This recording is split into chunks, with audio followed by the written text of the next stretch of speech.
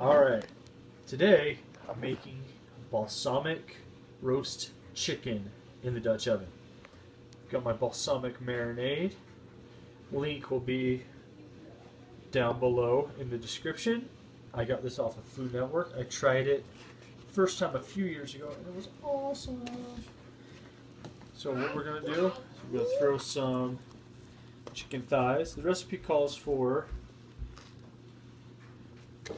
whole chicken, and I just dropped my chicken. A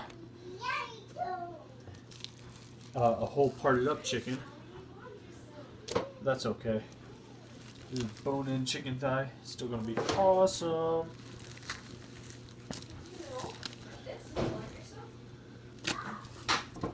Chicken is definitely going to take up more space than the bowl, but that's okay. So I'm going to throw it all in here. We're going to toss it. We're going to cover it and refrigerate it for a couple hours. And then I'll show you our assembly. Sorry, I lack an extra camera person at the moment and lack a tripod. So I've given this all a toss.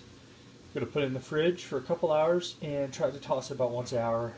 Keep everything churning, get the sauce up off the bottom, coating everything, so it'll be nice and flavorful. Next, my lighter will work. Start your charcoal. It's been about 2 hours, actually about 3 hours since I started marinating the chicken. So we're going to let this get going, and once it's ready to roll, we'll go ahead, preheat our Dutch oven. While you're letting your charcoal preheat, lube your Dutch oven, let your 2-year-old run around the kitchen using olive oil and a paper towel. Another option is, if you do this before, you just want a light coating. You don't want it, puddles. But like I was saying, another thing is if you do this before you start your charcoal, you can use this grease-soaked paper towel to help start your charcoal. Alright, when your coals are just about ready, you still got a little ways to go, but by dumping them onto my Dutch oven, I can both preheat my Dutch oven and let the coals cook down. Well, I got a small storm rolling in. Plenty windy. You can probably hear that wind past my mic. So, I'm gonna do what I can off camera, and we'll see how well things turn out. If I have to move to the oven inside, that's also possible in a Dutch oven. What I'm going to do, I'm going to follow my cold chart for 400 degrees, which, if I remember right, 10 on bottom, 19 on top. Alright, I'll be back. Okay, so yep, I double checked, it was 10 on bottom, 19 on top. Dump everything into the pan. Everything, all the extra marinade. Try and get everything into an even layer. See, we already got some steam going. That's good. Then go ahead, cover this, and this needs to cook for about an hour.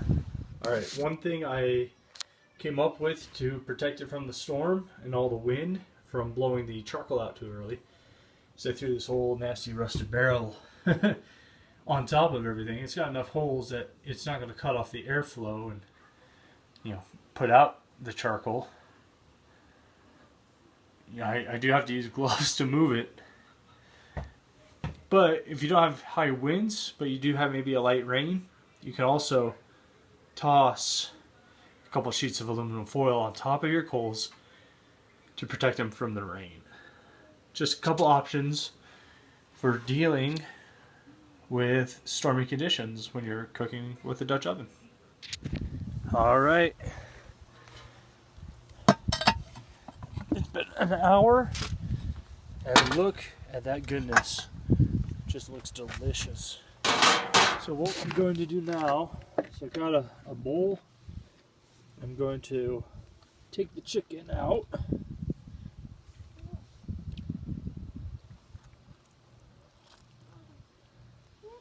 If I can grab it. Whee! Go for another piece instead. What we're going to do is, if possible, if you have something that can support your Dutch oven, stovetop, either a gas stovetop or maybe a really rugged electric, but I haven't seen too many that would actually hold this up.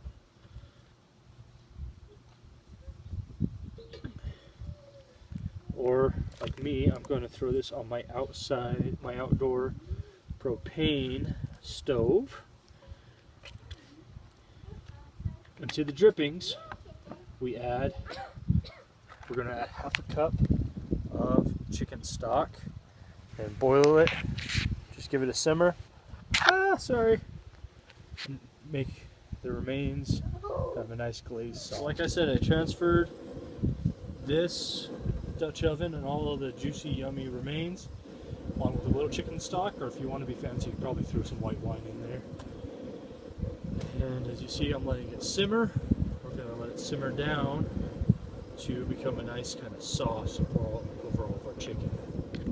As it simmers, take a nice whisk, preferably a wire one, get the bottom, scrape, get up any brown bits.